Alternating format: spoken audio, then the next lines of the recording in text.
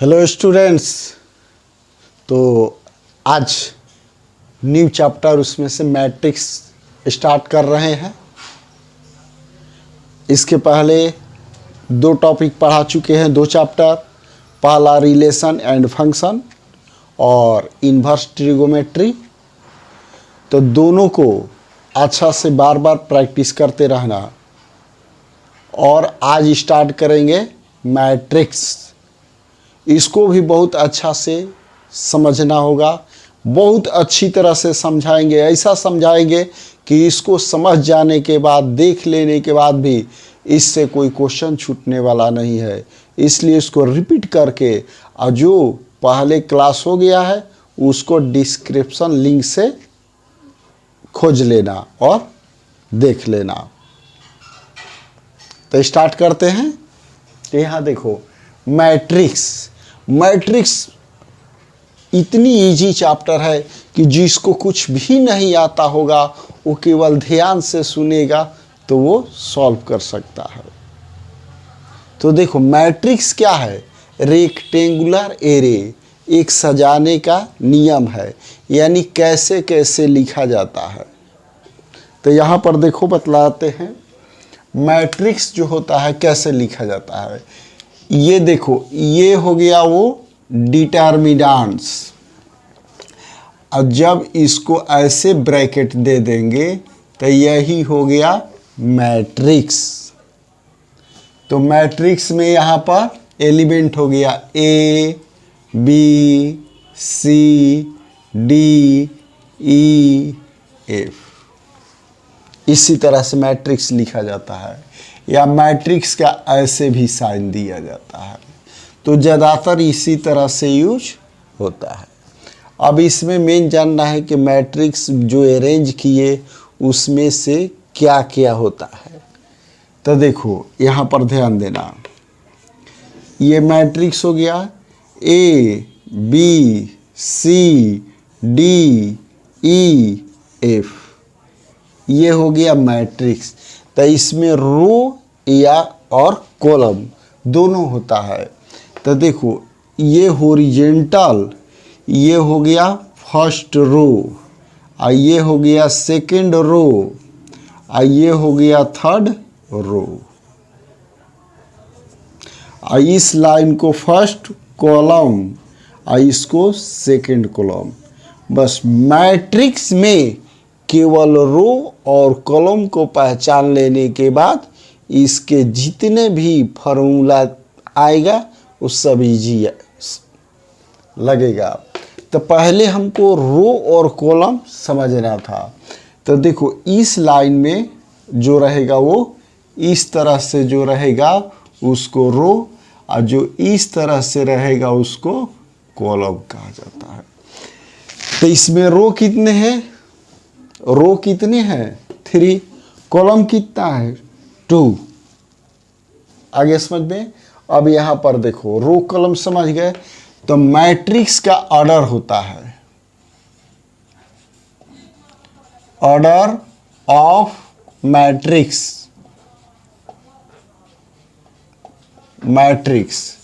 तो order of matrix में रो by column, इसको मल्टीप्लाई नहीं कहा जाता है। ये हो गया रो बाई कॉलम।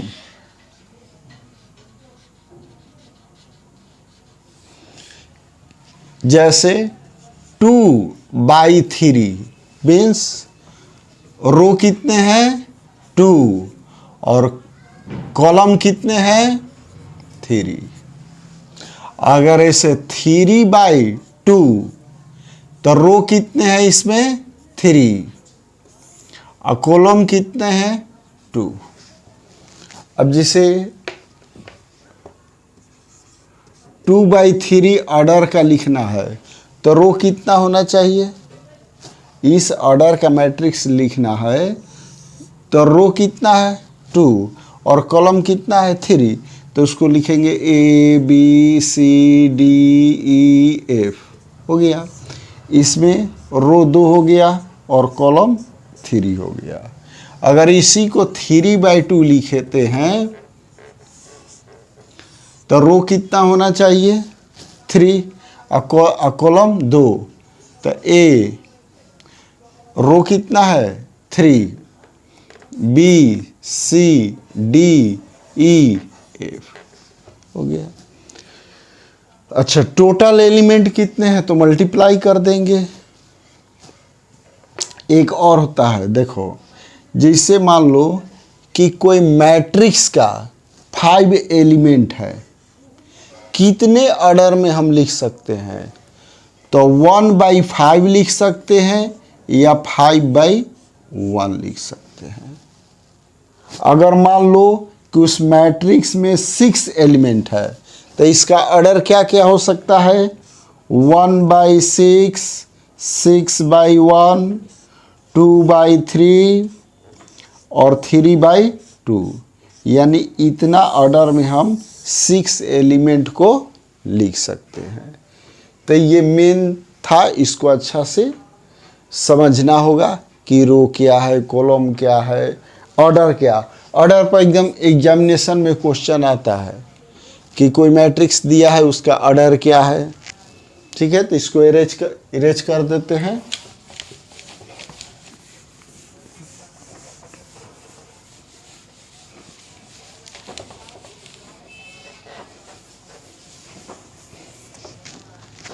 अब इसका टाइप्स, रो देखो फर्स्ट में है row matrix, row matrix, row matrix इस तरह से लिखा जाता है ए बी सी।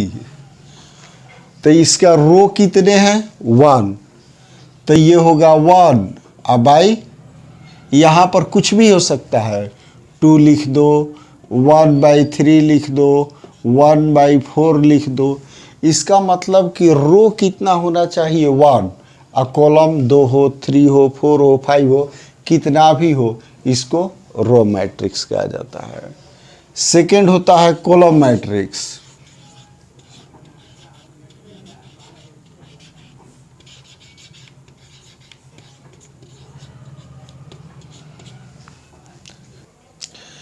अब देखो उसका टाइप्स, तो ये हो गया row matrix, row matrix, row matrix में रो 1 और कॉलम कितना भी हो, जैसे रो मैट्रिक्स ऐसे लिखा जाएगा ए बी सी डी ई कितना भी, यानी 1/2, 1/3, 1/4। तो यहाँ पर देखो एक सिंबल होता है, कभी ऑब्जेक्टिव में पूछेगा आई जे, तो आई क्या है रो और जे क्या है कॉलम। तो इस कंडीशन में आई का वैल्यू क्या होना चाहिए 1 और जे कुछ भी हो। तो इसमें आई जे कौन बड़ा है कौन छोटा है ये सब मालूम चल जाएगा, तो रो। दूसरा होता है कॉलम मैट्रिक्स, कॉलम मैट्रिक्स जिसमें कॉलम एक हो रो बहुत सारा हो, जैसे ये हो गया ए बी सी। अब इसमें देखो कॉलम कितना है 1 और रो कुछ भी हो, जैसे 2/1, 3/1, 4/1, इस तरह से रहेगा वो कॉलम मैट्रिक्स।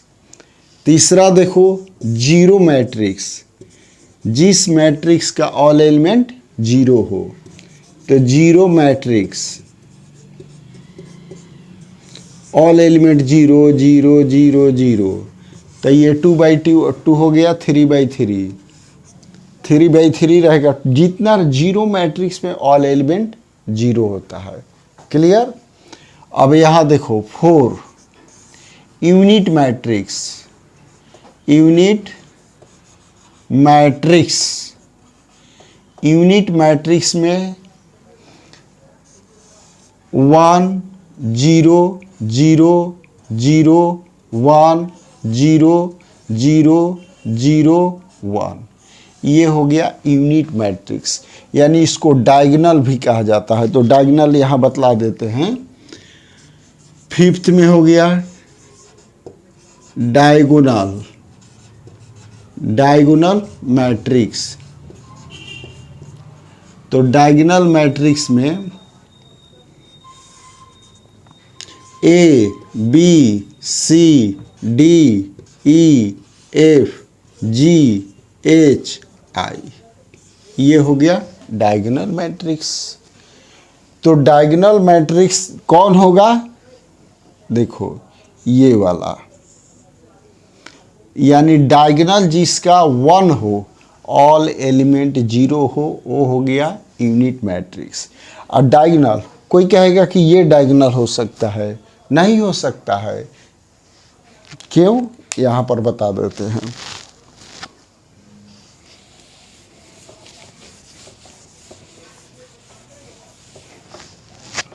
देखो ये मैट्रिक्स हो गया, ए ए ए ए ए ए लिख दिए, ए ए ए। इसको अच्छा से जानना होगा। देखो इसको फर्स्ट रो, ये हो गया सेकंड रो, और ये हो गया थर्ड रो, और ये हो गया फर्स्ट कॉलम, ये हो गया सेकंड कॉलम, ये हो गया थर्ड कॉलम।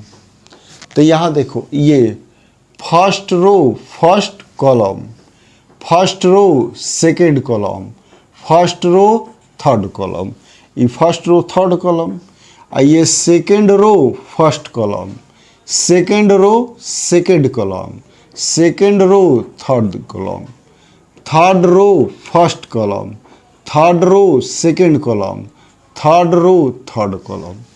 तो डायगोनल में जब रो और कॉलम दोनों एक जैसा हो, वही होता है डायगोनल।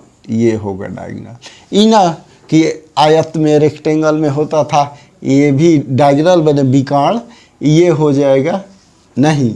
दोनों 1 1 2 2 3 3 है, इसी को एलिमेंट ऑफ डायगोनल मैट्रिक्स कहा जाता है। आ गया ये समझ में? अब इसी पर एक और क्वेश्चन आता है, 100% ये सब आएगा एग्जाम में, इसको अच्छा से प्रैक्टिस करते रहना है। अब देखो इम्पोर्टेंट, ये तो उसका टाइप्स ऑफ मैट्रिक्स बतला दिए कि मैट्रिक्स कौन कौन होता है, रो क्या है, कॉलम क्या है, जीरो मैट्रिक्स। एक यूनिट मैट्रिक्स को भी अच्छा से जानना होगा, क्योंकि वो इन्वर्स निकालने में इस सब का आता है। ऑब्जेक्टिव में मान लो एक मैट्रिक्स दिया है, उसमें डायगोनल पूछ दे कि डायगोनल कौन है। अब यहाँ पर देखो इक्वल मैट्रिक्स, इक्वल मैट्रिक्स, इसको अच्छा से ध्यान देना है। इस तरह का क्वेश्चन एग्जाम में आएगा। जैसे दो मैट्रिक्स दिया हुआ है, दोनों इक्वल है, तो वैल्यू निकालना है। जैसे मान लो ए एक मैट्रिक्स हो गया 2 3 4 5, इसी के इक्वल एक मैट्रिक्स हो गया 2 x 5 4। तो इक्वल मैट्रिक्स मीन्स होता है जो इसका, जिसे फर्स्ट रो फर्स्ट कॉलम है, इसका भी फर्स्ट रो फर्स्ट कॉलम दोनों सेम हो। यहाँ पर जिसे 2 है 2 है, 3 है तो यहाँ x है, तो x इक्वल टू हमारा क्या आ गया 3। यहाँ पर 4 है, यहाँ पर 4 है, यहाँ 5 है, यहाँ 5 है। आगे समझ में? First example. दूसरा एग्जाम्पल ले लो, मान लो 5 हो गया, 1 हो गया, 6 हो गया, 7 हो गया। यहाँ पर हो गया, मान लो दे देते हैं x प्लस वाई, 6 दे दिए, x माइनस वाई, यहाँ पर 7 दे दिए। ये दोनों इक्वल मैट्रिक्स है, तो x और y का वैल्यू निकालना है। 6 6 7 7, यानी x plus y equal to 5, x minus y equal to 1। अब ये दो इक्वेशन को सॉल्व करके एक्स वाई का वैल्यू निकाल सकते हैं। क्लियर आ गया समझ में? ऐड कर दिए तो 2x इक्वल टू आएगा 6, तो x इक्वल टू आएगा 3 और y इक्वल टू आएगा 2, ये सब निकाल लेना है। क्लियर? अब इस पर और बतलाते हैं इक्वल मैट्रिक्स, इसको अच्छा से एक्स वाई का वैल्यू निकालने का प्रैक्टिस कर लेना होगा। अब यहाँ पर अब बतलाते हैं, देखो जैसे ए मैट्रिक्स में दिया है 1 2 3 4, इसका ऑर्डर क्या है? ऑर्डर 2/2। यहाँ पर जैसे 2a, अब a में 2 से मल्टीप्लाई करना है तो ऑल एलिमेंट में 2 से मल्टीप्लाई करेंगे। ये 2 हो जाएगा, ये 4 हो जाएगा, ये 6 हो जाएगा और ये 8 हो गया। मान लो यहां पर एक b दे देते हैं, 4 3 2 5 ये दे दिए है। अब यहां पर 3b का वैल्यू फाइंड करना है, तब b में कितना से मल्टीप्लाई किए? 3 से, तो 3 से मल्टीप्लाई कर दो, 12, 3 3 जा 9, 3 2 जा 6, 3 5 जा 15, ये हो गया। ये आ गया समझ में। इस पर और एक क्वेश्चन पूछता है, इम्पोर्टेंट है, देखो जैसे 2a प्लस 3b का वैल्यू निकालना है, तो क्या करेंगे? a दिया हुआ है 2 से इंटू कर दिए तो हमारा आ गया 2 4 6 8, अब प्लस क्या है 3b, तब b में 3 से इंटू कर दिए, ये आ गया, तो ये हो गया 12 9 6 15। अब ये दोनों को जोड़ देते हैं तो क्या आएगा हमारा? इसको और इसको जोड़ना होगा तो इसको इसमें जोड़ेंगे, यहाँ घटाना होगा तो इसी में इसको घटाएंगे, तो 2 और 12 14 हो गया, 9 और 4 13, 6 और 6 12, 15 8 23, तो ये हमारा आंसर हो गया। अब इसी तरह से माइनस होगा तो माइनस कर देंगे। जैसे मान लो यहाँ एग्जाम्पल देते हैं a माइनस b, तो मैट्रिक्स a कितना है? 1 2 3 4, 1 2 3 4, माइनस b कितना है? 4 3 2 5, तो माइनस करो, 1 minus 4 minus 3, 2 minus 3 minus 1, 3 minus 2 1, 4 minus 5 minus 1, तो ये हो गया a माइनस बी। तो इसमें बतलाए मैट्रिक्स के बारे में पूरा, रो कौन क्या होता है, कॉलम क्या है, zero matrix, unit matrix, diagonal बतला दिए, इक्वल मैट्रिक्स पर किस ढंग का क्वेश्चन आता है वो भी बतला दिए, किसी मैट्रिक्स में किसी नंबर से मल्टीप्लाई करने पर कैसे मल्टीप्लाई किया जाता है ये भी बतला दिए। फिर इसी तरह से पूछ देगा कि 2a matrix 2a plus b, तो जिस तरह से रहेगा अगर कोई नंबर मल्टीप्लाई में है तो मल्टीप्लाई करके ऐड करना यानी जोड़ना हो या घटाना हो, उस तरह से हम घटाकर निकाल सकते हैं। आगे समझ में। इस पर एक और क्वेश्चन,